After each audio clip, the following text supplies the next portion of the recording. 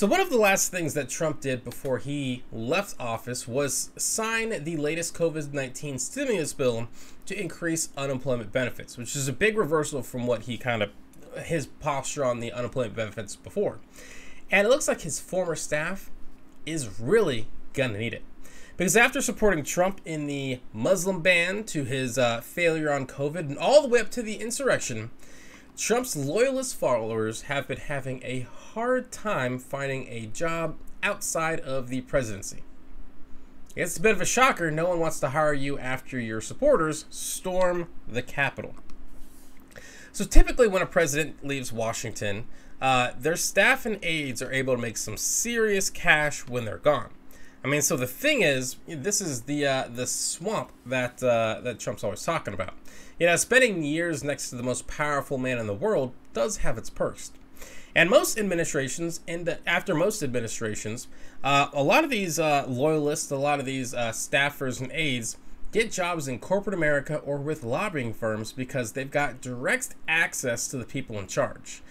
And, you know, this is not working out so good post-Trump. And really this whole process is what he calls the swamp.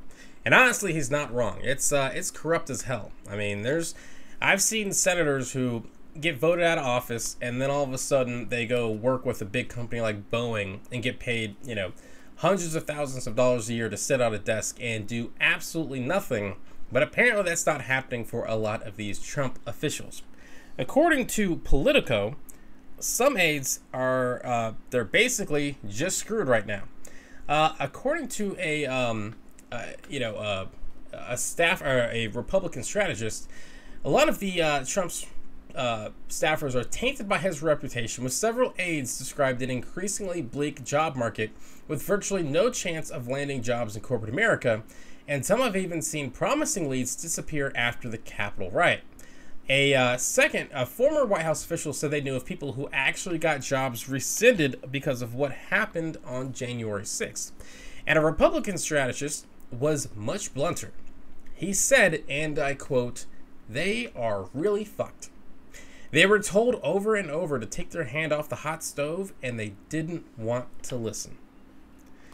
So to the rank and file folks at the former Trump administration officials will probably be filling out unemployment paperwork very soon.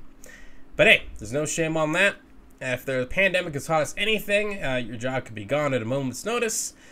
But, you know, that's what happens when you help launch an armed insurrection against the federal government. But hey, don't worry, y'all. There's plenty of other dictators that could totally use your service. Kim Jong-un, or I should say Vladimir Putin is an option. Or there's Kim Jong-un. He's an option. Though you might be executed. So I don't know if that's choice number one there. And potentially, you could also hit up Vladimir Putin. You know, and I'm sure Trump would be willing to give you a great reference. Apparently, they're very close. Little cold in Russia there, but hey, Putin is definitely an option. I mean, you guys have a lot of dictator support experience on your resumes.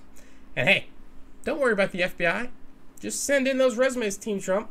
I mean, if you're screwed here, you might as well go off and find a job somewhere else. Hey, what's going on, everyone? Thank you so much for watching Citizen Pete. I really appreciate it. If you haven't already, click that little subscribe button, maybe the like button, and hey, maybe just leave a comment.